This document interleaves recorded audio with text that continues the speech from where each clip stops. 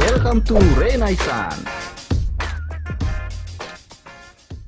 Baik, bismillahirrahmanirrahim. Assalamualaikum warahmatullahi wabarakatuh. Waalaikumsalam warahmatullahi wabarakatuh. Jadi ini pertemuan kedua dari epistemologi, ya, atau pengantar filsafat pengetahuan. Dan kita akan sudah masuk tentang bagaimana menjawab pertanyaan kedua, ya, tentang bagaimana pengetahuan itu menjadi mungkin. Gitu. Nah, di pertanyaan itu kita akan belajar tentang syarat-syarat pengetahuan dan ya sumber-sumber pengetahuan gitu ya. Nah, tapi kita tidak langsung ke ini ya. Kita uji dulu bagaimana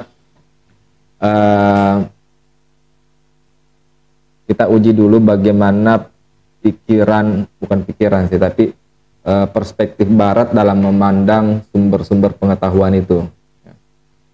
Nah, bicara tentang sumber pengetahuan, maka pasti kita tidak akan lepas dari perbincangan tentang rasionalisme dan empirisme, ya, sebagai dua teori pengetahuan yang besar mengenai sumber-sumber pengetahuan itu. Jadi kita di sini sudah di tahap bahwa pengetahuan itu adalah suatu yang mungkin, ya. Jadi saya mau refresh kembali bahwa kenapa disebut pengetahuan itu mungkin dan bukan suatu yang mustahil, ya. Jadi akal kita ini menjadi saksinya. Itu intinya gitu. Akal kita menjadi saksi bahwa pengetahuan itu mungkin gitu. Jadi karena kita berpikir, maka otomatis membuat kita bisa mengetahui gitu. Jadi pikiran itu menjadi suatu landasan bagi argumentasi tentang manusia itu mungkin bisa berpikir gitu. Nah, kalau Takimi Bayasli bilang begini, semua orang berakal percaya bahwa dia mengetahui sesuatu gitu. Jadi Takimi Bayasli juga mengambil akal, ya, atau rasio sebagai alasan kenapa pengetahuan itu mungkin. Karenanya dia berupaya mendapatkan informasi menyangkut kebutuhan-kebutuhan dan kepentingan-kepentingan hidupnya. Dengan demikian, orang yang tak termakan oleh keraguan-raguan mustahil dapat menyangkal atau membimbangkan kemungkinan dan keaktualan ilmu pengetahuan. Jadi seperti itu. Jadi pada posisi ini kita sudah sepakat bahwa pengetahuan itu mungkin. Gitu. Cuma bagaimana caranya? Gitu. Bagaimana caranya kita bisa mendapatkan pengetahuan itu? Sumbernya dari mana? Jadi dari mana sumber pengetahuan itu, ya? Apa sumber yang tepat agar pengetahuan itu bisa menjadi mungkin atau pengetahuan itu bisa kita raih begitu? Sebelum itu saya mau ulang lagi refresh kembali tentang subjektivisme dan objektivisme, ya. Jadi kemungkinan pengetahuan, apakah pengetahuan itu mungkin atau tidak, itu sudah selesai. Dan cuma persoalannya bahwa orang-orang itu berbeda dalam memandang hubungan antara dia dengan realitas begitu. Ada orang yang percaya bahwa kita manusia bisa mengetahui sesuatu sebagaimana adanya, gitu, ya. Ada orang yang memandang bahwa kita manusia tidak bisa mengetahui sesuatu sebagaimana adanya. Ini bukan berarti bahwa itu dia menyangkal pengetahuan, ya. Enggak. Mereka percaya bahwa kita bisa punya pengetahuan, tapi pengetahuan kita tentang sesuatu itu tidak pernah sampai kepada pengetahuan tentang sesuatu itu, gitu. Paham maksudnya? ya kan? Ya. Jadi mereka ini menolak pengetahuan objektif, ya. Mereka ini menolak pengetahuan objektif. Jadi pengetahuan kita itu semuanya subjektif, gitu ya. Diasalkan kepada pikiran kita. Ini penting yang saya harus tegaskan karena nanti kalian gampang memahami rasionalisme dan empirisme itu di situ, ya. Objektivisme tidak, kita bisa tahu bagaimana adanya, gitu. Nah, inilah nanti yang menjadi menjadi landasan bagi, bukan landasan sih, tapi perbedaan ini juga kita bisa lihat dari perbedaan antara idealisme dan realisme, gitu. Subjektivisme itu mewakili idealisme, ya, dan objektivisme itu mewakili realisme. Itu dalam tataran pengetahuan, ya. Dalam tataran realitas, subjektivisme itu memandang bahwa sesuatu itu hanya bisa ada sejauh dipikirkan, gitu. Karena kan dia mengasalkan semua bentuk pengetahuan itu berdasarkan kepada refleksi subjektifnya, ya, gitu. Ya, ada melalui sensasi, kita harus alami dulu baru bisa kita anggap bahwa dia itu ada. Ada yang nanti bilang dia harus dipikirkan dulu baru dia dianggap ada, begitu. Ya. Jadi subjektivisme itu memahami bahwa kita tidak bisa mengetahui sesuatu sebagaimana adanya karena alasannya apa? Alasannya karena pengetahuan kita selalu bersifat subjektif, begitu. Subjektivisme. Nah, pandangannya tentang realitas, kalau subjektivisme itu dia selalu memandang bahwa realitas itu hanya ada sejauh dipikirkan, sejauh dia dialami, gitu. Sejauh dia dipersepsi. Jadi kalau saya tidak pikirkan, tidak alami, tidak persepsi, tidak merasakannya dalam sensasi indrawi saya, dia tidak ada.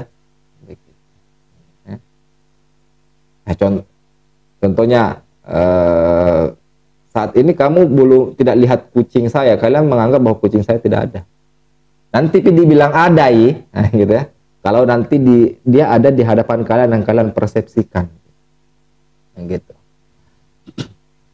Kalau yang objektivisme itu dia memandang bahwa dalam skala level epistemologi dia memandang bahwa kita bisa punya pengetahuan tentang sesuatu sebagaimana adanya, ya.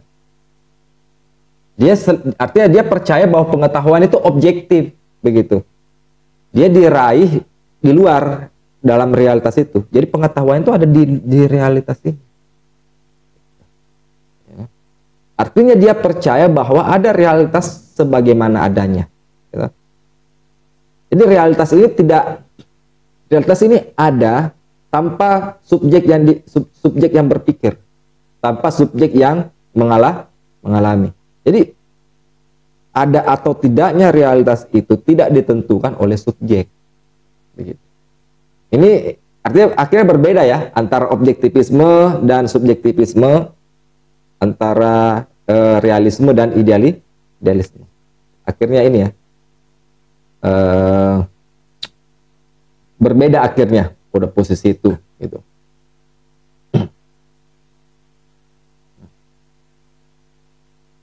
Subjektivisme itu hanya memandang realitas itu sebagai yang nampak, gitu.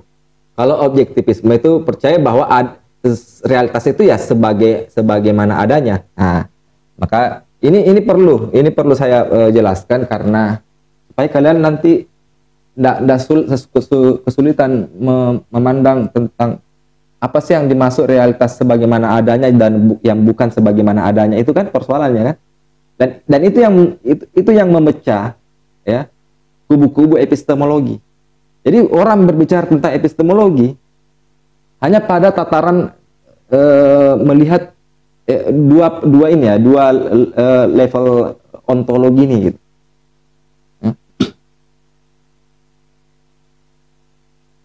Ada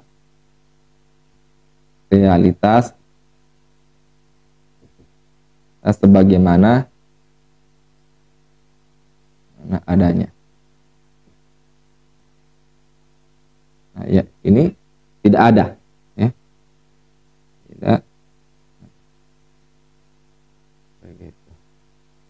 Nah, ini yang ini subjektivisme ya.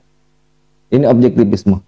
Apa yang dimaksud realitas dalam subjektivisme atau dalam idealisme itu adalah realitas sebagai yang apa? Realitas penampakan. Realitas penampakan. Realitas penampakan ini realitas yang hanya ada bagi diriku, begitu. Atau realitas itu realitas yang hanya ada sejauh nampak pada saya, gitu. Ya, toh? Jadi dia dibilang ada kalau sejauh nampak. Ada. Gitu. Ini realitas apa adanya. Realitas sebagaimana adanya, realitas apa adanya. Realitas apa adanya.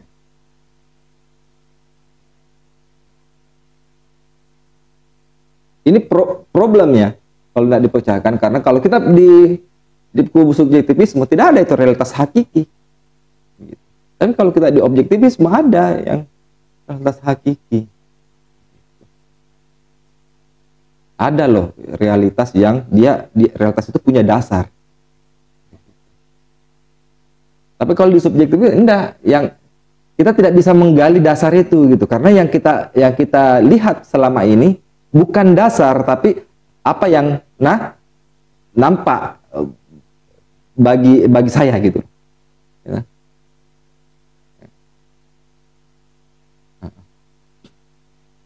Warna, rasa, misalnya ya, warna itu bisa kita lihat berbeda-beda loh, ya. Warna, rasa bisa kita rasakan dengan cara yang berbeda-beda. Akhirnya pengetahuan itu relatif dalam subjektivisme. Pengetahuan itu relatif. Akhirnya, maksudnya pengetahuan ini ya, pengetahuan tentang dunia ya, itu relatif akhirnya. Karena misalnya ya, kita melihat sesuatu itu bisa berbeda-beda dalam segi intensitas warna, dalam memahami warna. Memahami rasa misalnya. Orang makan durian saja, ada loh orang yang menganggap durian itu tidak enak. Iya. Jadi rasa durian itu, ya karena dia merasakan durian itu sebagai yang nampak pada dirinya gitu. Ya. Dan realitas yang nampak pada diri setiap orang itu berbeda-beda, gitu. Ya. Nah ini kan nanti yang dipecah ya. Kalau misalkan kalian pernah mendengar dualitas eksistensi, dualitas itu ya, dualisme realitas itu yang apa itu? Immanuel Kant itu. Ya. Ada fenomena dan ada nomena. Fenomena itu di sini, ini, kan? Yang ya realitas penampakan ya. Gitu. Realitas sebagaimana adanya itu yang disebut sebagai nomena. Kan bilang yang kita lihat sama ini fenomena atau realitas yang nampak saja atau penampakan. Gitu. Tapi realitas sebagaimana adanya tidak bisa kita ketahui. Gitu. Nah itu. Jadi jelas lah ya apa yang dimaksud sebagai realitas sebagaimana adanya dan realitas yang tidak sebagaimana adanya. Realitas yang tidak sebagaimana adanya itu biasanya disebut sebagai realitas penampakan. Ini laptop ini ya. Ini kalau dia dibongkar, kan? Laptop ini akhirnya tidak berbentuk laptop. Iya. Karena ini terdiri dari susunan-susunan ini ya, atom-atom ya. Ini kalau dibongkar ini susunan-susunannya ya, dasar materinya, dia tidak berbentuk laptop. Tapi di mata kita, persepsi kita ya, sensasi mata kita kan melihat dia ini ya, bentuknya laptop ya. Itu pun juga kalian melihat dengan cara yang berbeda karena sudut pandang kalian dalam melihat ini berbeda. Begitu. Jadi apa yang nampak di hadapan kalian, laptop ini nampak di hadapan kalian, itu persepsi kalian itu berbeda-beda. Gitu. Akhirnya pemahaman kalian tentang laptop itu bersifat subjektif. Ya. Relatif akhirnya kan. Gitu. Nah, oke.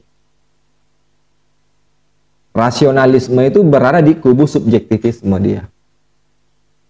Kenapa dia bisa begitu? Kenapa rasionalisme berada di kubu subjektivisme? Maka kita jelaskan.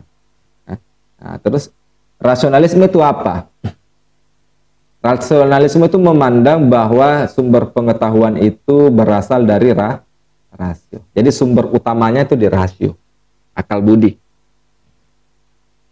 Jadi pertama kali kita tahu sesuatu itu kita tahu ya, dari sumber utamanya itu rasio. Ya. Yang pertama itu rasionalisme. Yang kedua, rasionalisme itu percaya tentang pengetahuan tentang ide bawaan, ya, innate idea, ya, yang tidak didapatkan melalui pengalaman. Yang ide bawaan itu sudah ada sejauh kita ada gitu. Dia sudah menjadi pengetahuan di dalam diri kita sejak awalnya, sejak kita lahir ya ada, memang itu. Sejak kita lahir dia sudah ada. Makanya kan disebut sebagai ide bawaan ya. Dia apa ya? Bawaan sejak kita lahir. Gitu. Jadi itu tesis-tesis rasionalisme ya, bahwa sumber pengetahuan yang utama adalah rasio. Rasionalisme juga itu percaya bahwa pengetahuan kita itu apa ya, percaya tentang ide bawaan itu, rasionalisme. Nah, untuk memahami rasionalisme kita harus lebih detail, kita harus memahami René Descartes atau René Descartes, karena dialah pelopor utama dari rasionalisme.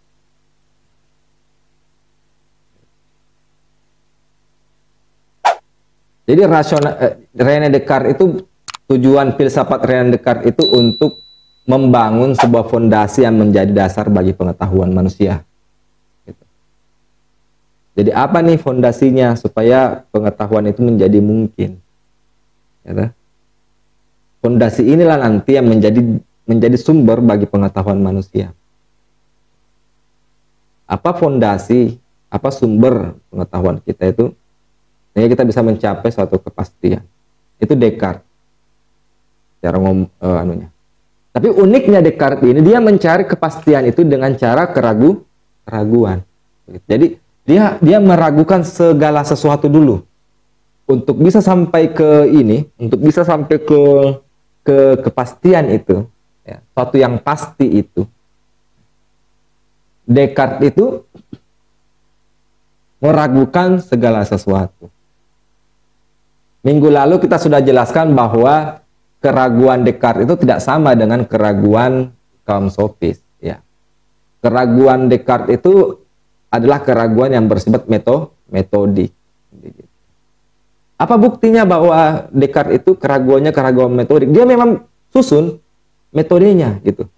Dan metode pertama itu adalah keraguan. Nah, di sini saya baca, saya kutip di ini ya, di buku tentang risalah tentang metode ya. Bisa teman-teman, kayaknya agak susah didapat karena ini buku lama, tapi ada buku baru yang sudah diterbitkan tentang ini. Kalau tidak salah basa-basi, bisa dicari basa-basi, tapi judulnya bukan risalah tentang metode, begitu. Tapi judulnya itu diskursus dan metode. Dia mengambil dari ini ya, dari judul asli dari buku ya, discourse and method gitu. Kalau ini risalah tentang metode diterbitkan oleh Gramedia gitu. Dia mengartikan, dia menulisnya risalah tentang metode. Jadi metode pertama Descartes itu pertama ya, tidak pernah menerima apapun sebagai benar kecuali jika saya mengetahuinya secara jelas bahwa hal itu memang benar. Gitu. Artinya memang metode pertama René Descartes itu adalah keraguan. Makanya keraguan Descartes itu tidak bisa disamakan dengan keraguan kaum skeptik. Ya, keraguan metodik. Apa maksud dari disebut keraguan metodik? Bahwa Descartes menjadikan keraguan itu sebagai cara untuk mencapai kepastian, dan dia memang susun langkah-langkahnya. Langkah pertama itu ragu dulu, gitu. ya, ragu dulu. Nah, ini yang tidak banyak orang tahu, gitu. Yang dimana bahwa keraguan ini memang didesain oleh Descartes sebagai suatu cara gitu loh, ya, sebagai suatu langkah-langkah untuk mengetahui. Dan langkah pertama atau metode pertama dari Descartes itu memang keraguan. Itu kan jelas kan di situ. Tidak pernah menerima apapun sebagai benar. Jadi ragu dulu kita, ya kan? Jadi kita ragu dulu bahwa tidak ada dulu yang benar gitu. Ya. Yang kedua, memilah satu persatu kesulitan yang akan saya telaah menjadi bagian-bagian kecil sebanyak mungkin atau sejumlah yang diperlukan untuk memudahkan penyelesaian. Jadi Descartes ini orang matematika.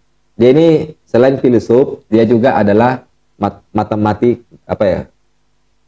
orang yang ahli matematika, bahkan ahli matematika khususnya di bidang geometri. Gitu. Makanya cara berpikirnya itu sangat matematis ya. Sangat dipengaruhi oleh cara berpikir geometri, orang-orang yang pandai geometri. Geometri kan begitu ya, melihat sesuatu itu dibagi-bagi, bisa dipilah-pilah gitu kan.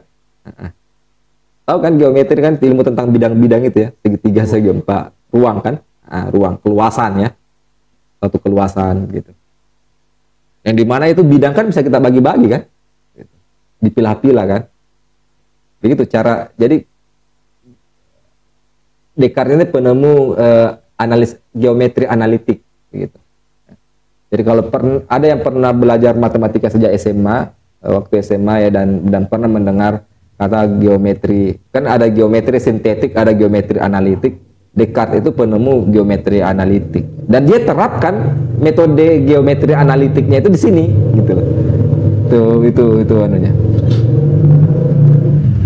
Geometri analitik dia apa? Menggabungkan geometri dengan aljabar, ya, sistem aljabar gitu. Jadi geometri analitik itu geometri campur aljabar, ya, algebra ya. Ya tentu saya tidak akan menjelaskan di sini. Meskipun saya bisa, karena saya ya lumayan jago matematika, tapi itu bukan ranah kita ya di sini ya. Ketiga, jadi maksudnya memilah-milah itu ya begitu. Jadi kita memilah-milah dulu yang mana yang harus diselesaikan dulu, toh. Sudah itu kita pindah lagi. Dan nanti itu Descartes begitu caranya menyelesaikan. Dia dulu temukan dulu dirinya, itu. Sudah menemukan dirinya, temukan realitas. Sudah temukan realitas, menemukan apa yang menjamin kebenaran itu. Begitu. Jadi cara berpikirnya Descartes itu begitu. Ketiga, berpikir secara runtut, mulai dengan objek-objek yang paling sederhana, yang mudah dikenali, lalu meningkat lagi ke masalah yang paling rumit. Itu Descartes. Nanti ketika kita melihat Descartes bagaimana dia cara meragu, dia meragukan dulu hal-hal yang sangat sangat sepele gitu, ya. Meragukan dirinya dulu, ya, meragukan saya ini ada nggak sih, ini keberadaan saya, tangan saya gitu ya, pada saat saya duduk di perapian, gitu, itu benar-benar nyata atau dia hanya mimpi gitu. Karena ketika saya mimpi, ini Descartes ya, ketika saya mimpi dan saya memimpikan saya ada duduk di perapian, ya, itu hampir tidak ada bedanya dengan kenyataan bahwa saya sedang duduk saat ini di perapian, gitu, dengan menggunakan kaos tangan. Tidak ada bedanya kan, gitu. Jadi bagaimana saya bisa membedakan bahwa apakah saya pada saat duduk di perapian itu adalah saya yang nyata atau saya yang sedang bermimpi, gitu. Tidak ada yang tahu pasti, ya. Jangan-jangan itu memang mimpi, jangan-jangan saya yang duduk saat ini itu mimpi, gitu. Ya. Misalnya Descartes yang sekarang ini bawa materi, jangan-jangan kalian ini tidak ada. Gitu. Jangan-jangan saya berbicara pada objek yang sebenarnya objek ini hanyalah hayalan saya. Bicara dengan kalian yang dimana kalian ini sebenarnya hanyalah mimpi saya, gitu. Gitu. Gitu. Sudah itu dia hal-hal sederhana dulu ya, misalnya sendok, ya itu pengamatan kita itu sering keliru, gitu ya. Jadi dia menyaksikan penglihatan. Jadi pengalaman itu tidak bisa dipercaya untuk mendapatkan pengetahuan karena sering keliru, gitu. Nah, dia meragukan tentang tentang pengalaman indrawi kita dalam mendapatkan pengetahuan karena dianggap sering keliru. Nah, gitu. Nah, nanti sampai sudah itu sampai hal-hal yang mendalam tentang jiwa, tentang realitas, tentang sampai ke Tuhan itu dia. Descartes itu berpikiran sampai ke Tuhan gitu. Karena Descartes itu dia punya argumen-argumen pembuktian Tuhan gitu.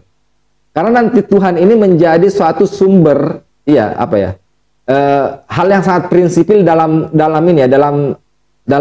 diskursus kebenaran Descartes gitu. Karena nanti Descartes bilang begini, yang menjamin kepastian atau kebenaran yang kebenaran pengetahuan itu adalah Tuhan gitu. Apa alasannya ya nanti kita jelaskan gimana dia bisa sampai pada kesimpulan itu gitu. Yang pada itu Tuhan itu dalam filsafat Descartes itu menduduki satu puncak juga itu dia ya. Puncak bagi filsafatnya gitu. Nah, ketiga ya berpikir runut sudah. Yang keempat membuat perincian yang selengkap mungkin dan memeriksa yang demikian menyeluruh sampai yakin bahwa tidak ada yang terlupakan. Nah, gitu yang terakhir lah.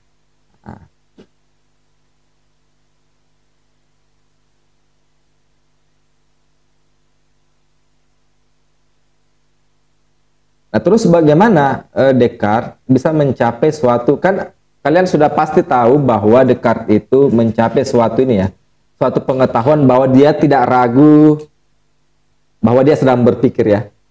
Jadi saya bacakan ya di buku di Descartes. Saya kutip di risalah tentang metode. Gitu. Namun segera sesudah saya menyadari bahwa sementara saya berpikir bahwa semuanya tidak benar, ya tadi kan dia meragukan sebuah hal ya. Saya sebagai yang memikirkannya harus merupakan sesuatu. Gitu. Jadi maksudnya ketika saya meragukan semuanya, yang pertama-tama itu saya harus berpikir bahwa saya ini sesuatu. Karena kalau saya bukan sesuatu, maka saya tidak mungkin bisa meragukan kebenaran itu gitu. Karena saya ragu terhadap kebenaran itu, mau pertama-tama saya harus berpikir bahwa saya ini adalah sesuatu. Gitu. Saya perhatikan bahwa kebenaran ini.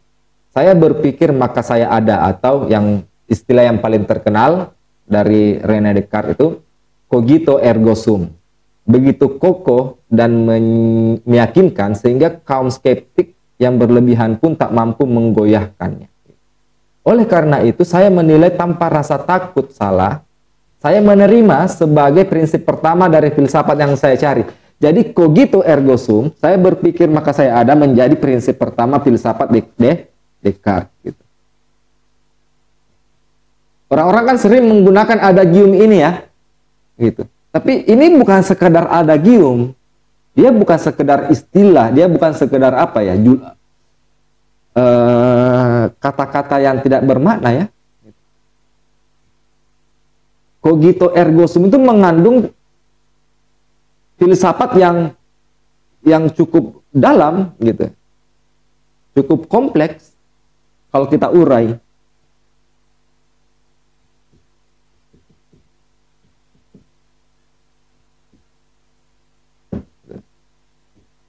Cogito ergo sum.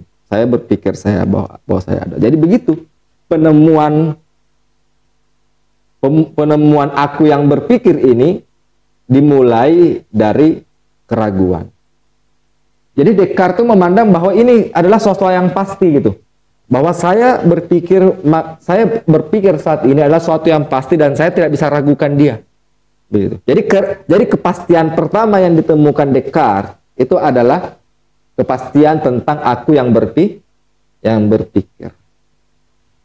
Nah, Descartes nanti menyebutnya sebagai substansi berpikir. Substansi yang berpikir. Dan ini digolongkan Descartes sebagai ide bawaan yang pertama. Begitu. Kenapa disebut sebagai ide bawaan? Ya itu, dia tidak kita temukan. Gitu. Dia sudah ada sudah ada sejak kita lahir gitu. Tapi kan dia menemukannya melalui proses meragu. Artinya dia ditemukan dong ya. Dia kan belum ditemukan dulu kan. Akhirnya dia ditemukan. Maksudnya tidak begitu. Maksudnya begini. Bahwa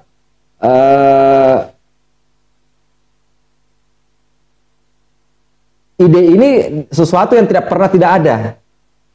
Dia selalu ada untuk menjamin bahwa kita ini eksis. Begitu. Ya toh? Karena kan saya yang berpikir ini adalah sesuatu yang eksis ya. Suatu yang pasti. Kalau dia sesuatu yang pasti bahwa dia ini ide yang pasti juga gitu. Jadi ide tentang aku yang berpikir ini selalu menjamin bahwa saya eksis gitu. Sebagai suatu kepastian. Berarti dia sudah ada sebenarnya gitu loh. Gitu? Dia sudah ada sebagai ide bawaan.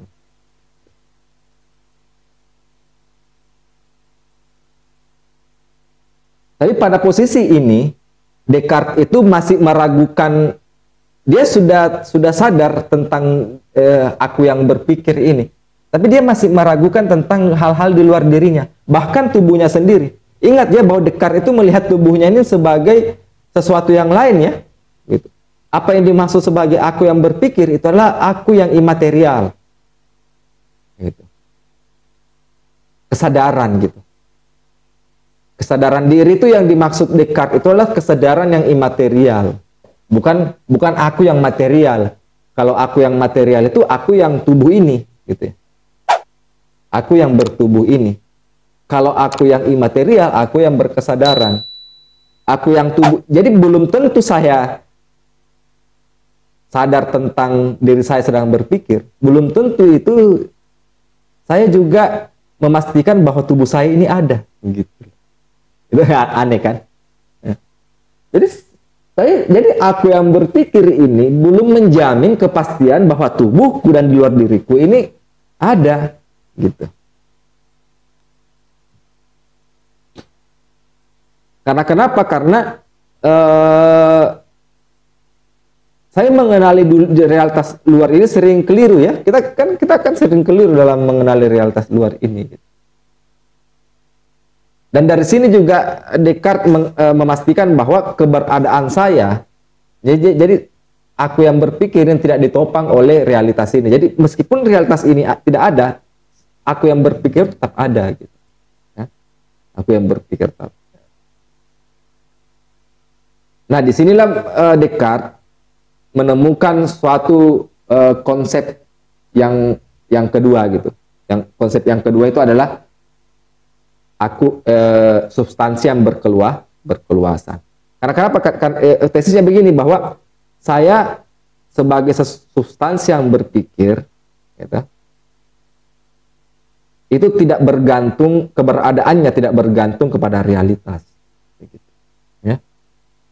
Realitas ini meskipun dia tidak ada, saya tetap sebagai aku yang berpikir tetap eksis. Karena dia tidak bergantung, karena aku yang berpikir tidak bergantung kepada realitas di luar diri saya. Makanya ada dua substansi, ada aku yang berpikir dan ada aku yang substansi yang berkeluasan. Dia terpisah kan, jadi ada dua.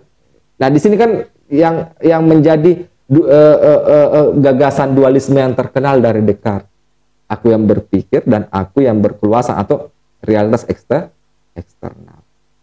Gitu. Nah, dari sinilah, dari substansi yang berpikir ini, muncullah ide kedua yang disebut sebagai substansi yang berkeluasan. Yang berkeluasan. Maksud substansi yang berkeluasan itu realitas ya. Realitas di eksternal. Descartes menggunakan istilah berkeluasan karena ini dia, ya sekali lagi tadi saya katakan bahwa dia itu ahli geometri. Realitas yang berkeluasan itu karena Descartes itu melihat realitas itu sebagai suatu bidang, suatu apa ya, panjang, lebar, tinggi, ya kan? Itu kan geometri ya. Gitu.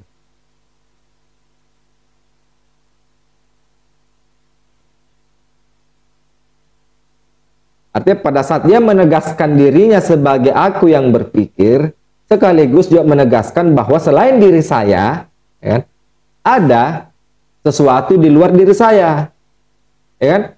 Yang ketika ada atau tidak adanya sesuatu di luar diri saya ini, saya tetap bisa eksis.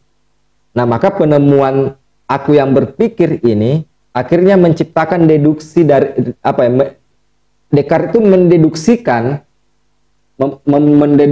konsep substansi yang berpikir ini untuk akhirnya melahirkan suatu kesimpulan bahwa ada substansi yang berkeluasan di luar diri saya. Jadi substansi yang berkeluasan ini tidak ditemukan di luar, gitu loh. Tapi ditemukan melalui proses berpikir. Ya kan? Kalau empirisme itu kan kita mengenali dunia luar ini melalui pengalaman, toh, ya kan? Tapi Descartes tidak, dunia luar ini ditemukan justru melalui proses berpikir, melalui proses deduksi gitu. Dia mendeduksikan ide tentang aku yang berpikir itu, yang akhirnya melahirkan ide tentang substansi yang berkeluasan.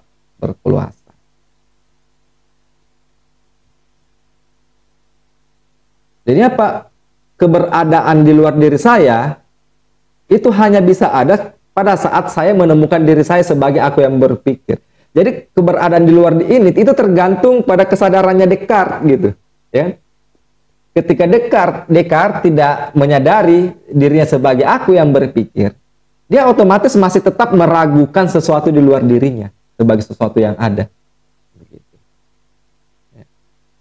Nah, terkoneksi dengan istilah subjektivisme dan objektivisme tadi ya kan, begitu. Kalian akhirnya bisa menggolongkan, oh Descartes ini di sini nih, gitu. Descartes itu dia subjektivis gitu, karena dia tadi begitu. Realitas eksternal ini ditemukan justru melalui proses berpikir itu tadi, proses kontemplasi, ya, proses kontemplasinya. Jadi dia menentukan bahwa realitas itu benar-benar ada melalui penemuan cogito ergo sum itu, penemuan tentang aku yang berkesadaran. Andaikan Descartes tidak menemukan substansi yang berpikir itu, tidak menemukan filsafat pertamanya yang cogito ergo sum itu, dia masih tetap meragukan di luar dirinya sebagai sesuatu yang tidak ada. Jadi keberadaan ini tergantung dari pikiran manusia. Nah, terus substansi yang berkeluasan ini sudah ada. Jadi Descartes menamakannya res cogitans gitu. Res cogitans. Res extensa. Res extensa gitu. Kalau ini res cogitans gitu.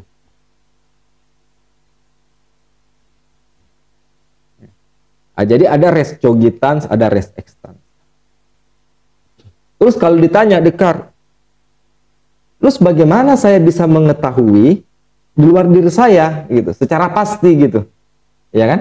Kan Descartes itu bilang bahwa melalui aku yang berkesadaran ini kita bisa mencapai suatu kepastian ya. Nah, terus bagaimana pengetahuan saya tentang realitas di luar ini benar-benar pasti? Karena kan dikatakan tadi bahwa pada saat saya mengalami realitas, pengalaman saya realitas itu tidak pernah menjadi sebuah pengalaman yang pasti gitu. Ya. Dia selalu relatif, relatif pengetahuan saya tentang realitas kalau saya mengalaminya gitu. Tapi kepastian itu bisa kita dapatkan melalui rasio, itu rasionalisme. Nah pertanyaannya gini, terus bagaimana saya bisa memastikan bahwa pengetahuan saya tentang dunia luar itu benar-benar suatu yang pasti gitu, ya kan? Gimana kira-kira? Descartes itu mengatakan bahwa yang menjamin kebenarannya itu adalah Tuhan, gitu. Tuhan yang maha baik. Jadi ada ya agak-agak lucu juga itu. Tuhan yang maha baik.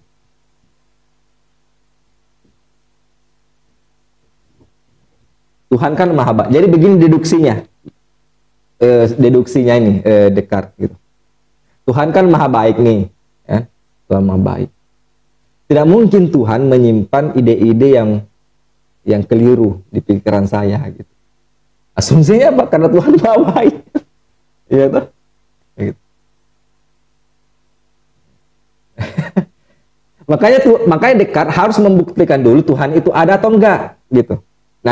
Nah, Descartes akhirnya masuk dalam pembuktian tentang ketuhanan. Tapi kita tidak akan masuk di situ, jangan masuk.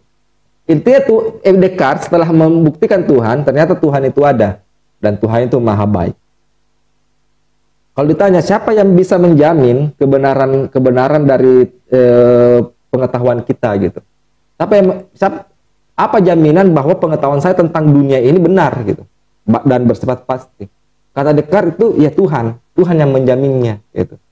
Karena tidak mungkin Tuhan memberikan kita ide-ide yang keliru. Sebentar dia adalah Tuhan yang maha baik. Ya kan? Nah ide tentang Tuhan masuk dalam kategori ide bawaan juga. Jadi ada 3 ide bawaan yang dimaksud oleh René Descartes. Substansi yang berpikir atau res cogitans. Res cogitans. Substansi yang berkeluasan atau res extensa, dan ide tentang Tuhan. Yang suatu kepastian pertama itu adalah kesadaran diri dulu. Kesadaran diri ini melahirkan ide tentang keberadaan realitas di luar. Kepastian pengetahuan pasti saya tentang dunia luar itu dijamin oleh Tuhan. Nah, cara berpikirnya begitu dia. Jadi ketika misalkan ditanya, pengetahuan kita itu pasti atau enggak sih? Pasti pengetahuan kita begitu. Asalkan dia dicapai melalui proses deduksi pikiran kita gitu. Apa jaminan bahwa memang benar-benar pengetahuan kita itu bersifat pasti? Ya Tuhan. Gitu. Jadi harus ada dulu ide tentang Tuhan untuk bisa menjamin kepastian dari kebenaran kita. Gitu. Nah ini juga disebut Descartes sebagai intuisi. Intuisi ini, jadi semua pengetahuan kita itu berasal dari 3 ini. Bagaimana caranya? Dengan cara metode deduksi. Jadi Descartes itu, jadi metodenya Descartes itu begini dia, metode berpikirnya, sumber pengetahuannya, metodenya mencapai pengetahuan ya, dari intuisi ke deduksi. Intuisi ya pengetahuan yang bersifat pasti ya, jelas dan terpilah-pilah kata Descartes gitu. Pengetahuan inilah yang dideduksikan begitu Descartes. Dan Descartes melakukan itu, dia menemukan substansi yang berpikir, substansi yang berkeluasan dan ide yang Tuhan maha baik itu melalui deduksi tadi gitu. Ya kan? Pertama, apa suatu hal yang pasti bagi Descartes? Nah, sesuatu hal yang pasti bagi Descartes bahwa dia saat ini sedang ragu. Ya kan? Nah, kepastian inilah yang dideduksikan oleh Descartes menghasilkan ide tentang aku yang berpikir itu. Ya kan? Nah, ide tentang aku yang berpikir ini dideduksikan lagi sama Descartes menghasilkan substansi yang berkeluasan. Ide tentang pengetahuan kita tentang realitas di luar. Terus pengetahuan kita tentang realitas di luar itu siapa yang menjamin kebenarannya? Tuhan yang maha baik. Gitu. Ya kan? Maka tugas Descartes mencari tahu, membuktikan bahwa Tuhan itu ada. Jadi Descartes itu punya argumen-argumen pembuktian Tuhan itu. Itu yang banyak tidak tahu bahwa Descartes itu punya filsafat ketuhanan. Dia punya pembuktian kebenaran Tuhan itu. Tapi kalau kalian melihat Descartes ini masuk di kategori subjektivisme ya. Ya kan? Iya, masuk di subjektivisme dia. Gitu.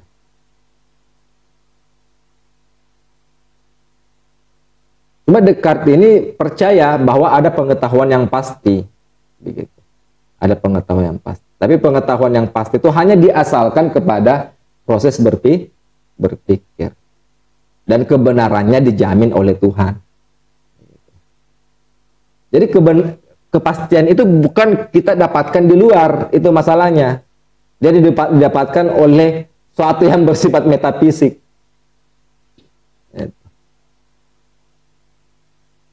Nah, pemikiran Descartes ini sering juga disebut sebagai solipsisme. Solipsisme itu apa? Solipsisme itu pandangan bahwa tidak ada objek di luar diri kita yang betul-betul ada gitu. Ya. Jadi tidak ada objek di luar diri kita yang betul-betul ada. Ya. Kita bisa andaikan di luar diri kita ini ada setelah kita berpikir. Begitu ya, Descartes ya cara berpikirnya gitu. Terus solipsisme itu inti argumen solipsisme itu dia hanya mengakui dirinya sendiri sebagai sesuatu yang ada. Gitu. Descartes kan begitu. Bahkan Descartes bilang begini Descartes bahwa saya yang berpikir ini belum tentu sama dengan orang lain. Gitu. Jadi ketika pada saat Descartes menemukan dirinya sebagai aku yang berpikir, itu belum tentu sama dengan orang lain. Ya kan? Paham maksud saya? Gitu. Jadi belum tentu saya berpikir sebagai aku yang berpikir, belum tentu semua orang lain juga sebagai aku yang berpikir. Jadi dia hanya mengakui dirinya sendiri yang eksis gitu. Sementara yang lain tidak eksis. Gitu. Bagaimana supaya orang lain juga bisa eksis? Ya, dilakukan juga sama dengan saya gitu. Gitu. Ragu dulu. Ya kan? Ragu dulu baru temukan res cogitans dalam diri kalian sendiri gitu. Ya. Jadi nah itu argumentasi utama dari solipsisme. Jadi solipsisme itu Descartes itu hanya mengakui dirinya sendiri sebagai sesuatu yang ada. Begitu. Karena filsafat pertama Descartes kan begitu dia, ya kan? Seperti tadi kita jelaskan bahwa filsafat pertama Descartes itu adalah filsafat tentang kesadaran diri.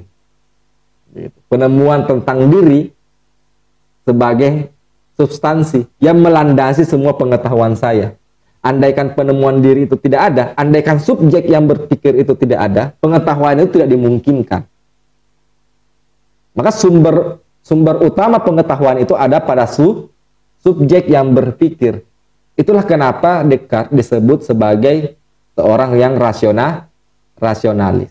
Apa tadi gagasan utama rasionalisme gitu. Ya, gagasan pertama rasionalisme adalah memandang sumber utama dari pengetahuan kita itu diasalkan kepada rasio atau akal budi dan mempercayai tentang ide bawaan tadi.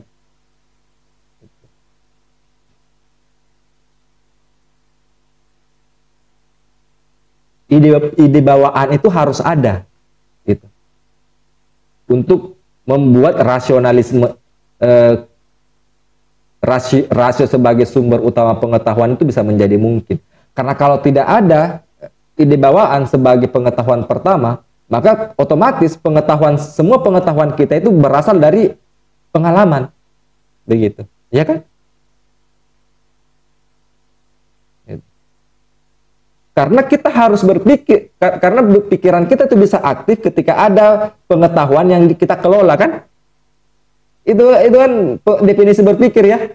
Berpikir adalah proses gerak akal dari pengetahuan, menemukan pengetahuan baru berlandaskan kepada pengetahuan lama. Jadi tidak mungkin kalian bisa berpikir kalau tidak ada pengetahuan yang menjadi dasar bagi aktifnya pikiran kalian gitu. Ya. Nah, sementara rasionalisme ini memandang bahwa sumber pengetahuan itu berasal dari rasio.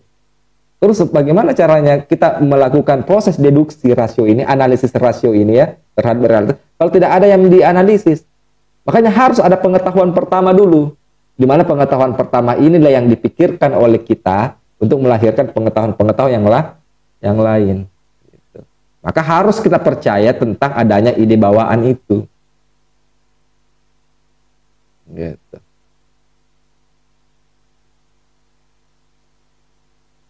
Ya kan? Ya, buktinya Descartes itu bisa memastikan bahwa segala ini ada pada saat dia menemukan ide bawaan tentang res cogitans itu ya. Jadi dari res cogitans inilah akhirnya dipastikan bahwa realitas itu ada, gitu. Ya kan? Meskipun awalnya dia sempat ragu terhadap realitas itu.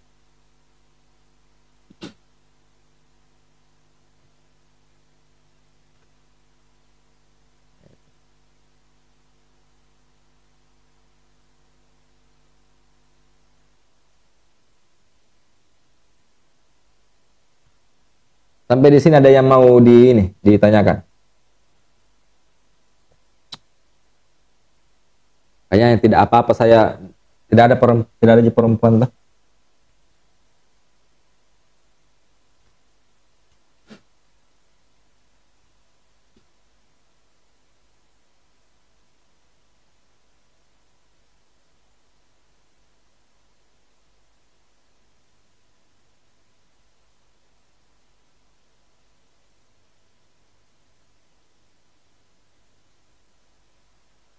Bisa diperjelas itu Kak yang bagian intuisi, bagian mana intuisi kan dari tadi deduksinya kan ya. Jika Tuhan yang Maha Esa yang disebut intuisi.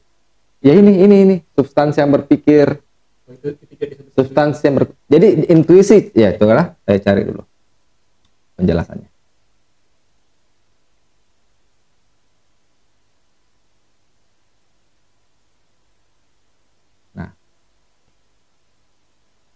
Intuisi adalah sesuatu yang gamblang, mengenai konsep yang jelas, terang, dan terpilah-pilah.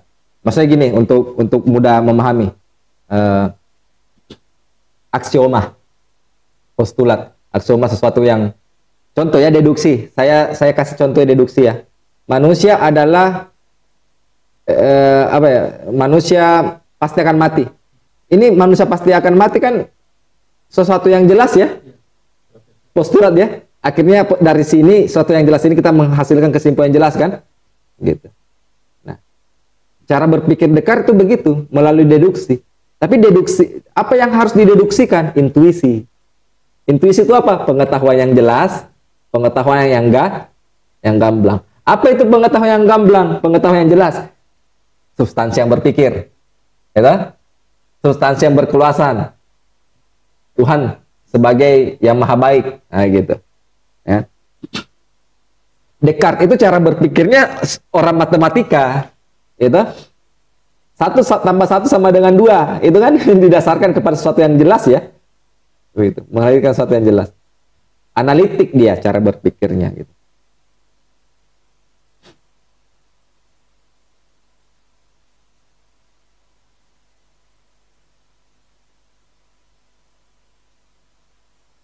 Pengetahuan kita tentang ini ya, pengetahuan kita tentang realitas luar itu diasalkan kepada substansi yang berkeluasan itu, gitu ya.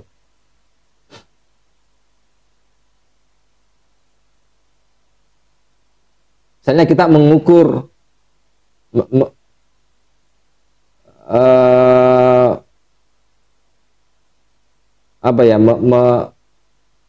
mengukur berat ini ya, berat batu misalnya, ya toh?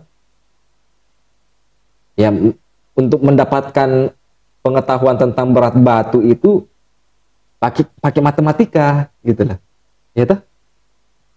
Pakai matematika, teman-teman. Ya kalau kalian bermatematika, itu kalian berpengalaman sih atau pikiran kalian yang aktif pikiran kan, gitu. Pikiran kita nih yang aktif menganalisis, gitu, sehingga menghasilkan kesimpulan tentang realitas. Gitu.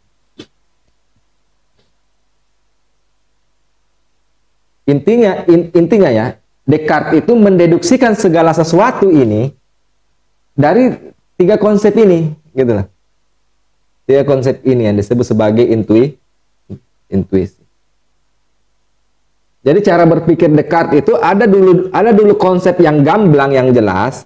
Konsep yang jelas inilah yang dideduksikan untuk mendapatkan kesimpulan yang pasti, begitu. Makanya apa? Pencarian pertama Descartes adalah pencarian konsep-konsep yang pasti, begitu. Itu dulu yang dia cari Descartes. Konsep yang pasti dulu yang dia cari. Nah, konsep yang pasti ini sudah ada. Konsep yang pasti inilah yang dideduksikan oleh Descartes untuk mendapatkan pengetahuan. Konsep yang pasti apa dulu yang pertama yang didapatkan oleh Descartes? Nah, kepastian bahwa dirinya sedang ragu, ya kan? Nah, oke. Kita uji cara berpikir deduksinya Descartes. Tunggu dulu, Kak. Oh, ya. Yang kepastian mengenai dirinya yang ragu kan itu juga berangkat dari pengalaman. Pengalaman di sini bukan yang seperti yang dimaksudkan oleh empirisme. Pengalaman seperti apa? Dirinya yang merasa ragu itu kan bagian dari pengalaman. Bukan begitu. Masalahnya begini. Dia kan tidak dia kan meragukan realitas ini sebagai sesuatu yang ada. Bagaimana saya bisa mengalami realitas ini sementara saya memahami bahwa realitas ini tidak ada, ya toh? Gimana kira-kira? Oh ya, kalau itu dikaitkan keluar, tapi kalau pengalaman mengenai kesadaran diri sendiri kan tidak bisa dibawa ke situ, kan? Nah, makanya dia bilang diri itu materi atau imateri, gitu, ya toh? Diri itu imateri. Jadi saya tidak mengalami tubuh saya, gitu. Pengalaman yang bersifat kontemplasi itu imateri, kan? Jadi dia menemukan diri yang imateri itu, begitu. Ya. Jadi ya ini ingat sekali penemuan tentang diri itu bukan diri yang saya ini ya utuh ya, bukan ya. Nah, tapi kesadaran diri itu. Nah, kesadaran diri itu imateri dia. Nah, pertanyaannya imateri itu bisa kalian alami atau enggak? Nah, bisa tuh dipersepsi melalui pengalaman tuh. Artinya Descartes mendapatkan kesadaran diri yang imateri itu melalui kontemplasi. Begitu. Jadi penemuan kesadaran diri itu adalah penemuan refleksi rasio. Begitu. Kan dia imateri toh.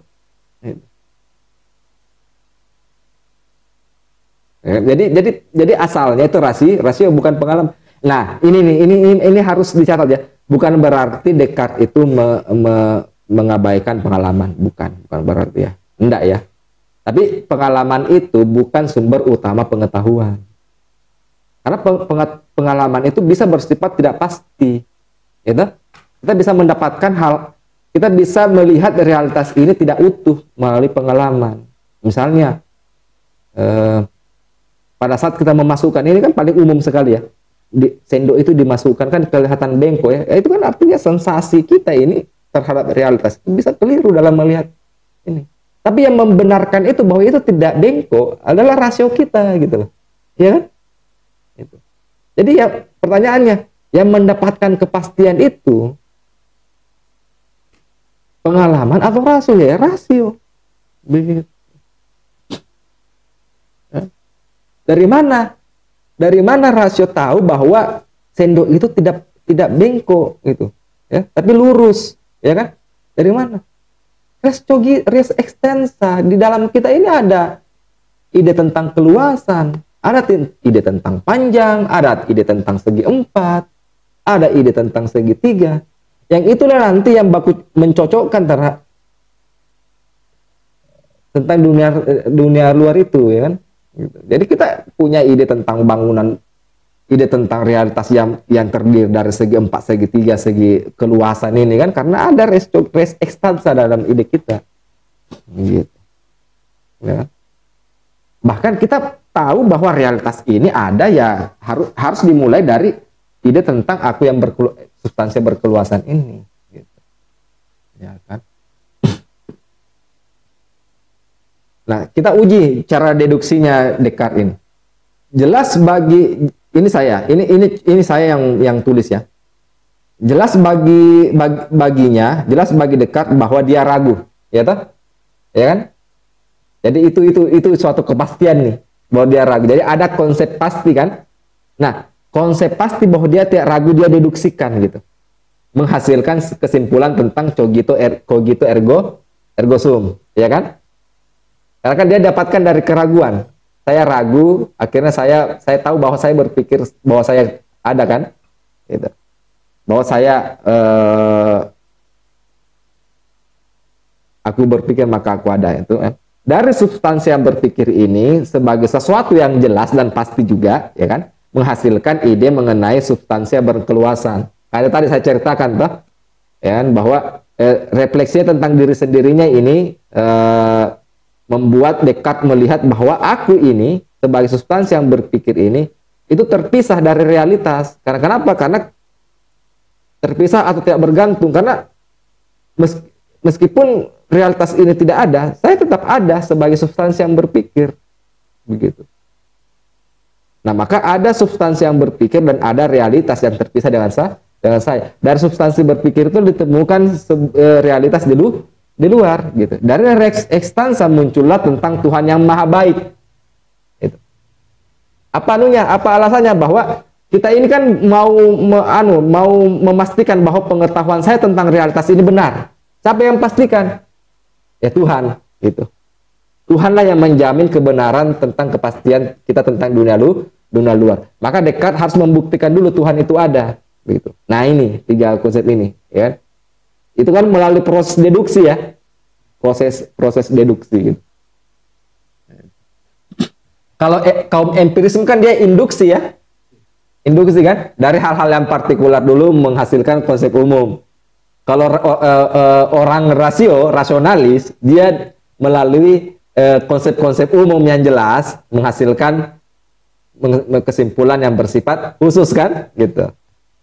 Dan Descartes melakukan itu. Jadi makanya Descartes itu metode deduksi dia. Apa yang dia deduksikan? Konsep-konsep yang jelas. Bahasanya Descartes itu konsep yang jelas dan terpilah-pilah, gitu. Ya. Clear and distinct, gitu kan. Gitu. Dari konsep yang jelas inilah kita deduksikan menghasilkan kesimpulan yang bersifat pasti. Kepastian itu siapa yang menjaminnya? Tuhan, gitu. Cara berpikir itu unik, ya, cara berpikirnya Descartes, gitu. Nah.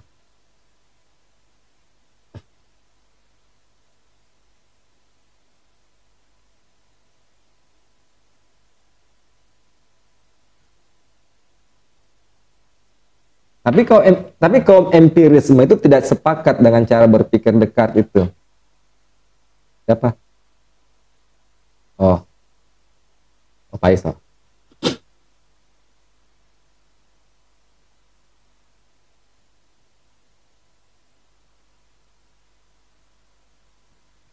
Kalau kaum empirisme itu memandang bahwa setiap pengetahuan kita itu, sumber pengetahuan itu adalah pengalaman.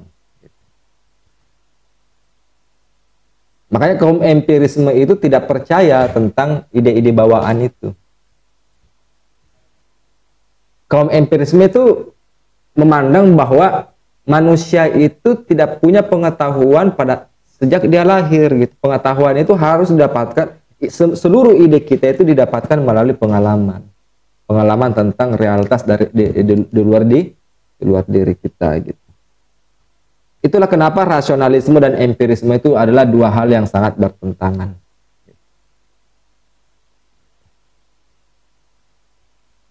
Dua hal yang sangat bertentangan karena itu, ya, dia tidak percaya, gitu, tentang ide bawaan itu.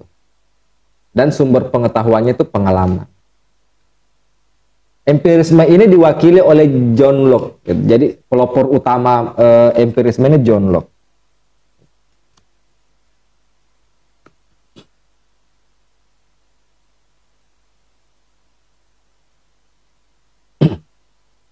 Dan John Locke memang dalam sejarah pemikirannya dia mengkritik Descartes, memang dia mengkritik ide bawaan itu. Makanya kalian tahu kan ada teori tentang tabula rasa itu, ya. Kertas putih yang ini ya, yang kosong, tidak ada apapun di situ. Itu kan yang pertama kali ditemukan itu kan John Locke, ya. Teori tentang tabula rasa itu diperuntukkan untuk Descartes mengkritik tentang konsep tentang ide-ide bawaan itu. Jadi yang kritik pertama, pengkritik pertamanya ini Descartes itu adalah John Locke dengan melalui konsep ide bawaan.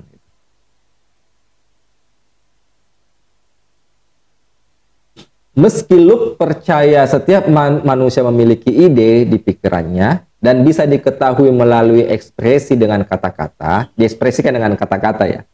Namun ide tersebut bukanlah sesuatu yang sudah ada di sana, ya, sudah ada sejak asali gitu, sejak awal gitu. Ya. Manusia menurut Locke ibarat kertas putih yang kosong dan dari karakter tanpa pengetahuan apapun gitu. Ide hanya muncul pada kesadaran melalui pengalaman gitu. Bagi Locke, pengalaman adalah sumber pengetahuan manusia. Cara kita memahami dunia ditentukan oleh cara kita mengalami dunia gitu. Ya kan? Jadi cara kita memahami dunia sangat ditentukan oleh cara kita mengalami dunia.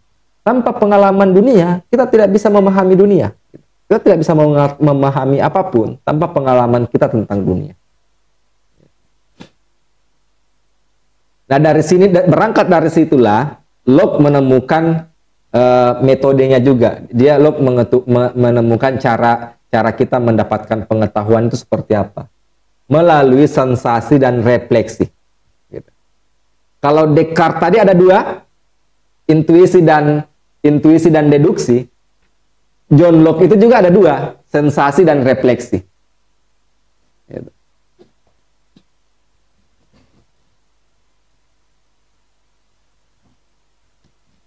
Sensasi dan refleksi. Sensasi refleksi.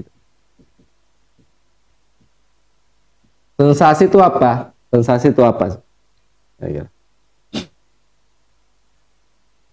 Sensasi itu kayak apa ya? Reaksi subjektif kita pada saat kita berkontak langsung dengan benda-benda. Ya. Misal saya makan mangga, ya. Pada saat saya makan mangga, indra ini ya, indra pengecapan ya, indra pengecapan saya langsung mereaksi rasa dari mangga itu, ya. Dan akhirnya saya merasakan ada rasa manis dari mangga itu. Nah, rasa manis itu kita dapatkan melalui sensasi. Gitu. Ya. Kita mengetahui bahwa ada, misal ya, jaket saya ini warna merah, ya. Kita tahu bahwa ini warna merah akibat dari kontak mata kalian yang melihat jaket saya dan menimbulkan reaksi subjektif tentang warna merah. Gitu. Tentang warna merah gitu ya. Jadi seperti itu. Itu sensasi namanya ya.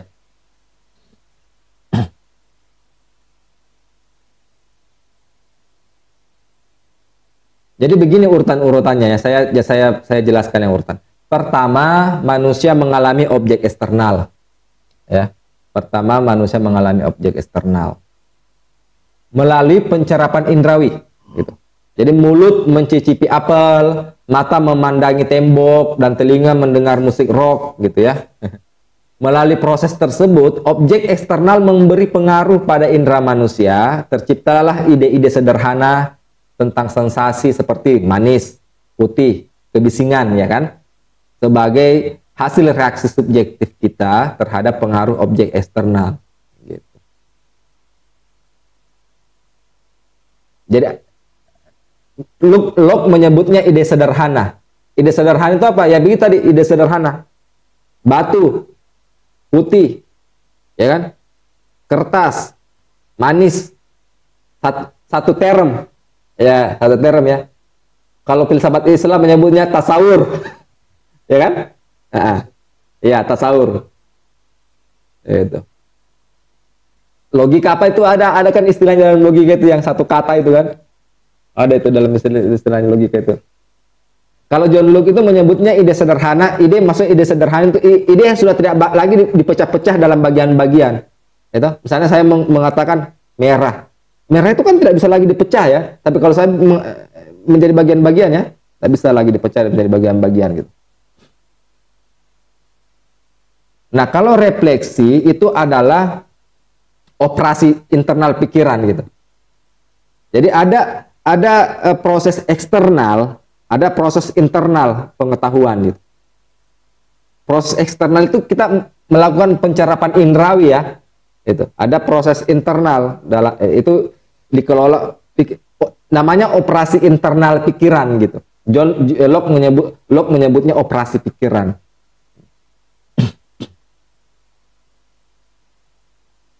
Karena dari operasi pikiran itulah melahirkan ide-ide kompleks begitu, ya, ide-ide kompleks. Melalui apa ide-ide kompleks itu lahir? Melalui kita menggabung-gabungkan ide-ide sederhana tadi, ya kan? Kita melakukan penggabungan atau kita melakukan abstraksi dari ide-ide sederhana tadi. Proses penggabungan itu, proses abstraksi itu melahirkanlah ide-ide kompleks. Gitu. Jadi ada ide-ide sederhana, ada ide-ide kompleks. Ide-ide kompleks ini dilahirkan melalui operasi pikiran. Ide-ide sederhana itu didapatkan melalui proses sensasi. Jadi sensasi ini memberikan datum indera gitu, istilahnya sense datum atau data indera kepada pikiran kita, dan pikiran kita lah yang mengelolanya untuk dihasilkan pengetahuan-pengetahuan yang lebih kompleks lagi. Jadi begitu urutan-urutannya John Locke gitu. Artinya apa? Artinya John Locke itu tidak anti terhadap rasio, tidak, sama dengan Descartes, tidak anti terhadap pengalaman gitu. Tapi yang mana yang lebih dulu, sumber mana yang pertama kita mendapatkan pengetahuan gitu. Kalau Descartes itu sumber pertamanya rasio, kalau Locke itu adalah sumber pertamanya adalah pengalaman gitu. John Locke itu begitu proses epistemologinya. Dari pengalaman dulu, dari pengalaman kita mendapatkan data-data indrawi, ya toh? Melalui apa? Melalui sensasi. Data indrawi inilah yang dikelola oleh pikiran kita melalui operasi pikiran itu, kata John Locke gitu. Melahirkan pengetahuan yang lebih kompleks lagi gitu. Jadi salah besar itu kalau misalkan ada yang mengatakan bahwa ketika kita percaya terhadap, atau ketika rasionalisme itu percaya bahwa sumber utama pengetahuan adalah rasio, otomatis menolak pengalaman. Oh tidak, gitu. Tidak. Cuma yang mana sumber utama, ya toh? Gitu. Empirisme juga begitu, tidak menolak kerja-kerja rasio. Cuma kerja-kerja rasio ini tidak mungkin bisa dilakukan kalau tidak ada data, ya toh? Gitu. Sama dengan tadi, rasio kan, rasionya Descartes kan butuh data, ya kan? Tapi data itu tidak diambil di luar, data itu berasal dari ide bawaan, gitu. Ya. Berasal dari ide bawaan.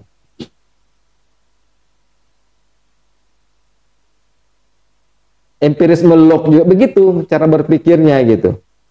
Supaya operasi pikiran ini bisa terjadi harus ada data dulu. Tapi data itu yang kita sebut ide bukan ide bawaan, tapi ide yang kita dapatkan melalui pengalaman gitu. Ya toh? Nah, data-data berupa ide-ide inilah yang dikelola oleh rasio menghasilkan pengetahuan. Gitu.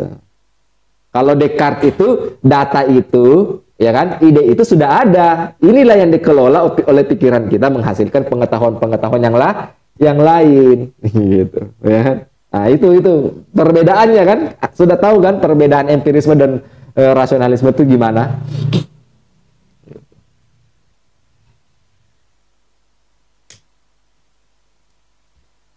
Tapi begini, ini problem ya, ini problem utama juga dari empirisme, bahwa sensasi kita itu kadang bersifat subjektif dan tidak relatif begitu. Itu tadi ya. Misalnya rasa durian kan. Ada orang kan yang bilang durian itu ya tidak enak.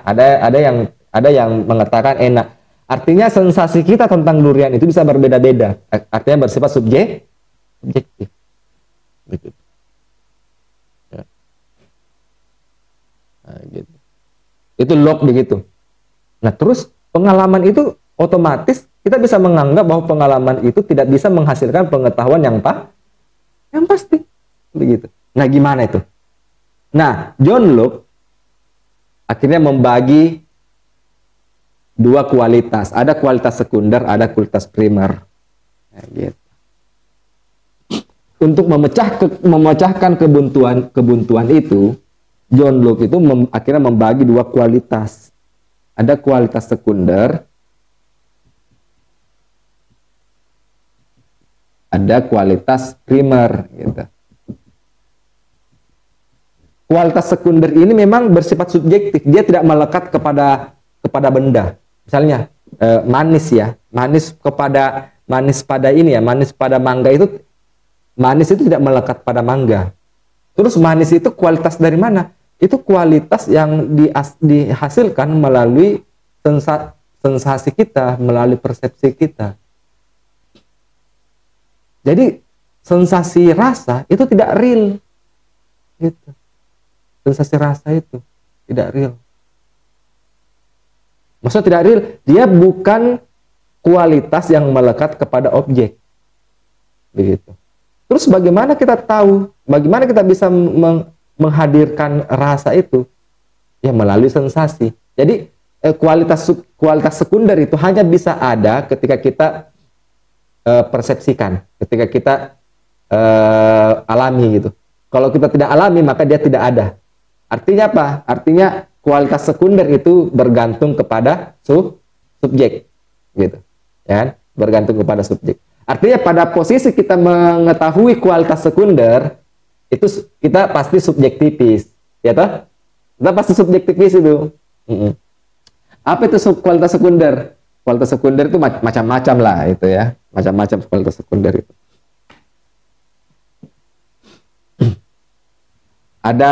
Ada rasa, ya, bau itu kualitas sekunder, itu bau. Menurut Locke ya, ini menurut Locke gitu. Apalagi kualitas sekunder itu rasa, bau, warna juga itu sekunder loh itu. Warna, apalagi suara. Pokoknya semua ini, semua kualitas yang sensibel gitu. Itu semua kualitas yang bersifat sensibel gitu. Itu itu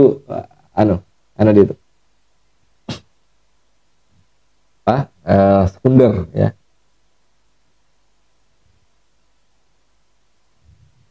Kayak ini ya. Ini kan ungu ya. Iya, ungu. Tapi bagi orang yang rabun itu bisa saja melihat warna yang berbeda loh. Iya. Ya. Jadi sensasi kita tentang warna itu bisa berbeda-beda loh, itu sensasi kita tentang warna. Karena dia kualitas sekunder. Warna itu bisa, jadi kita bisa memandang bahwa ini warna ungu ketika dia kontak langsung dengan mata gitu. Jadi kualitas sekunder itu adalah sesuatu yang ada sebagai sesuatu yang nampak kepada saya gitu. Iya toh? Jadi kalau kita mau bilang apa yang dimaksud sebagai realitas penampakan itu ya, itu kualitas sekunder gitu. Salah satu atribut gitu. Aksiden ya, dalam istilah filsafat Islam itu aksiden gitu. Salah satu realitas penampakan itu ya, sesuatu yang nampak padaku, nah itu salah satunya adalah kualitas sekunder. Cuma kualitas sekunder ini bersifat subjektif, ya. Nah, ada yang disebut sebagai kualitas primer. Kualitas primer. Nah, kualitas primer ini bagi Locke ya, dia melekat kepada objek. Melekat pada objek. Gitu. Dia terpisah dari manusia. Dia bukan kualitas yang dihadirkan oleh sensasi kita, oleh persepsi kita, tapi kualitas yang terpisah dari manusia. Karena terpisah berarti dia melekat kepada objek. Apa itu kualitas primer? Kata Locke, kualitas primer itu bentuk-bentuk geometris ya, keluasan, gerak gitu. Bilangan, apalagi keluasan, gerak, bilangan. Nah, itu kualitas primer namanya nih. Keluasan itu ya, misalnya keluasan itu ada di luar, dia melekat kepada objek. Bentuk-bentuk ya, bentuk-bentuk segitiga, segi empat ya. Itu, lingkaran gitu. Dia melekat kepada objek sebagai kualitas primer. Gerak juga. Jadi gerak itu gini-gini ya. Meskipun saya tidak ada, meskipun kalian tidak ada ya, tidak ada di sini, kita bisa tahu bahwa dunia ini bergerak loh. Ya. Kalian menutup mata kalian tidur, dunia ini bergerak gitu. Karena gerak itu bukan tidak ditentukan oleh pikiran kalian ya, tidak ditentukan oleh persepsi kalian, tapi gerak itu memang melekat kepada objek. Dia ada di luar tuh sebagai sebuah kualitas primer kepada dari objek. Nah, itu cara Locke itu begitu. Kalau pengetahuan kita tentang kualitas sekunder itu tidak menyerupai objek, nah itu. Pengetahuan kita tentang kualitas primer ini menyerupai objek. Apa yang mau dibilang oleh John Locke? Ada pengetahuan objektif itu. Pengetahuan objektif itu adalah pengetahuan kita tentang kualitas primer. Begitu. Ketika kita melihat realitas ini bergerak, kalian melihat saya bergerak, gerak saya ini itu objektif gitu loh, ya kan? Gerak saya ini objektif, gitu. Bentuk saya ini objektif, gitu, ya kan? Jumlah saya ini objektif, misalnya kalian melihat ini jumlah ada 5 jari ini objektif, gitu. Ini objektif.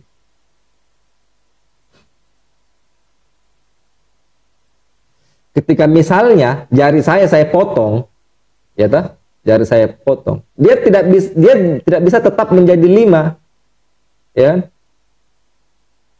Dia akhirnya menjadi 4 gitu loh, karena ada kuantitas ya, ada kuantitas yang hilang.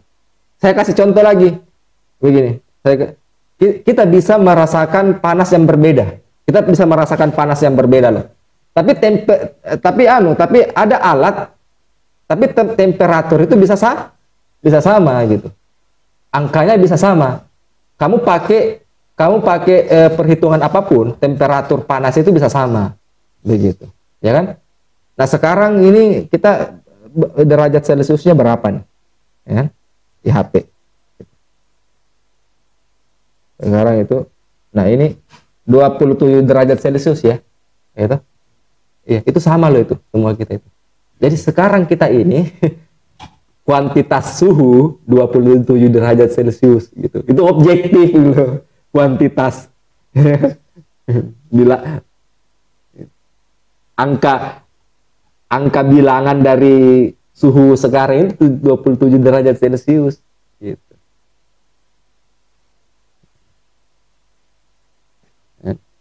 Termometer ya, yang ini ya, yang apa? Yang mengukur suhu. Termometer apapun yang kamu pakai itu pasti penghitungannya sama dengan misalnya berat ini ya, berat tubuh kita kan. Tuh. Kita ganti-ganti mencoba segala jenis benda yang apa itu namanya, yang ya timbangan ya, itu tetap sama itu. Gitu. Artinya kita bisa mendapatkan pengetahuan. Jadi begini, kita ini bisa merasakan berat yang berbeda loh, ya. Kita bisa merasakan berat yang berbeda, gitu. kalau saya mengangkat ini dengan Deddy Corbuzier mengangkat meja ini, itu beda loh beratnya. Berat yang dirasakan Deddy Corbuzier itu beda dengan berat yang saya rasakan. Gitu. Deddy Corbuzier malah mengatakan ini ringan ketimbang saya yang mengatakan yang merasakan ini berat gitu ya. Karena itu rasa itu ya. Itu berat ya. Sebagai sebuah berat gitu.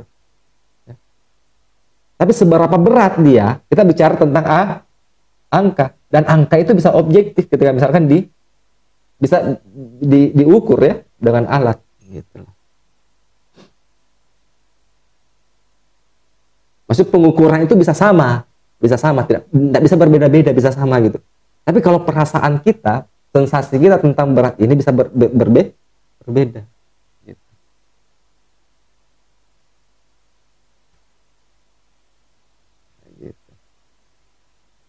Jadi pengetahuan objektif itu ada. Jadi sebenarnya John Locke itu pada tataran kualitas primer dia pendukung objektivisme. Ada realitas di luar diri kita yang terpisah dengan kita, yang tidak terpengaruh oleh kita, ya, asumsi-asumsi realisme ya, asumsi-asumsi objektivisme kan begitu kan? Itu ada. John Locke menamakannya kualitas primer. Begitu. Meskipun dia juga percaya bahwa ada pengetahuan subjektif. Begitu. Terus pengetahuan sebagaimana adanya, kalau John Locke itu bilang pengetahuan sebagaimana adanya itu tidak bisa kita tahu. Apa itu? Substansi. Gitu. Ini kan sifat ya, atribut ya. Baik kualitas sekunder maupun kualitas primer, dia atribut. Kalau atribut dia melekat kepada objek. Ya. Cuma kan ada atribut yang dia ada ketika kita persepsi, ada atribut yang memang benar-benar melekat kepada objek. Tapi di balik atribut itu, kata John Locke, kita tidak tahu. Apa itu yang bisa kita tahu? Substansi. Begitu. Substansi. Tapi pengetahuan kita tentang kualitas primer itu objektif. Tapi hakikat dari realitas itu tidak bisa kita ketahui. Apakah dengan demikian John Locke menolak adanya realitas sebagaimana dirinya sendiri atau realitas apa adanya? Tidak. Jadi John Locke itu percaya bahwa ada substansi. Karena alasannya apa? Karena tidak mungkin kualitas primer itu ada kalau tidak ada yang menopang. Ya toh? Tidak mungkin bentuk itu. Kita melihat sebuah bentuk, kalau bentuk itu tidak ditopang oleh sesuatu. Tapi sesuatu itu kita tidak tahu. Gitu. Karena kenapa? Karena kita tidak bisa persepsi masalahnya. Yang kita persepsi itu adalah atribut, kualitas-kualitas. Tapi di balik kualitas ini kita tidak bisa alami. Gitu. Tapi John Locke yakin bahwa dia ada gitu. Dia sesuatu, tapi kita tidak tahu. Jadi substansi itu atau hakikat realitas itu John Locke mendefinisikannya gini, sesuatu yang kita tidak tahu apa, gitu. Artinya bukan berarti bahwa John Locke menolak realitas objektif, enggak ya. John Locke itu tidak menolak realitas apa adanya, cuma kita tidak tahu apa itu gitu loh, karena tidak bisa dialami. Yang kita alami hanyalah kualitas-kualitas pada benda. Ada kualitas yang bersifat subjektif dan ada kualitas yang bersifat objektif. Kualitas yang subjektif ini disebut kualitas sekunder yang tidak menyerupai objek, ya. Kualitas primer itu adalah kualitas yang melekat kepada objek yang ide kita menyerupai dia. Kalau dia menyerupai berarti ada pengetahuan yang bersifat objektif. Tapi hakikat realitas itu sendiri kita tidak tahu. Meskipun John Locke percaya bahwa dia ada. Itu uniknya gitu. Bagaimana kritiknya terhadap rasionalisme dan empirisme? Minggu depan kita ini ya. Gimana sih kita bisa bagaimana catatan kritis kita terhadap rasionalisme dan empirisme? Sekaligus minggu depan kita membahas tentang bagaimana epistemologi Islam. Ya.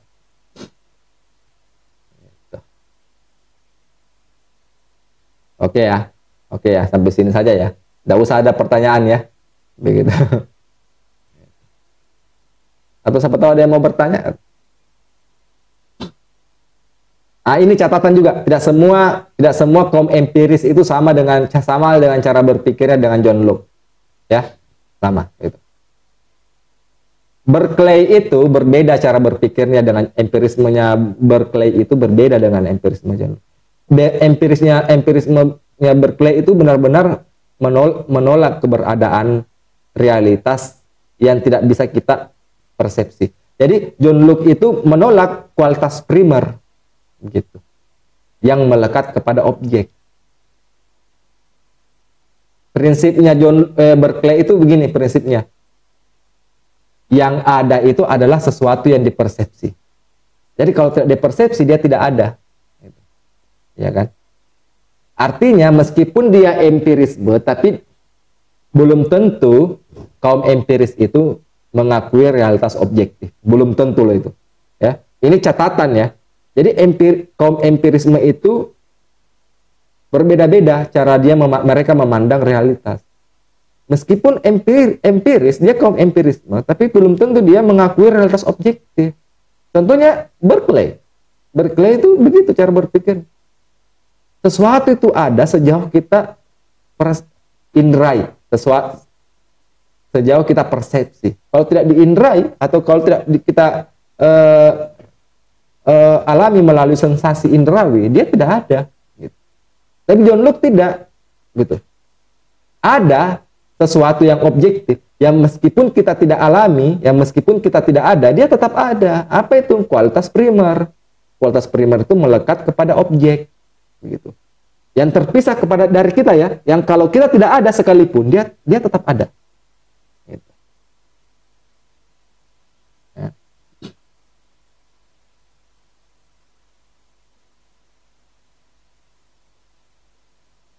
Artinya apa? Artinya Berkeley itu masuk dalam kategori subjektivis. Iya. Jadi belum tentu itu kaum empiris sudah pasti sama cara enggak ya. David Hume malah skeptik. Dia skeptik itu. Oke.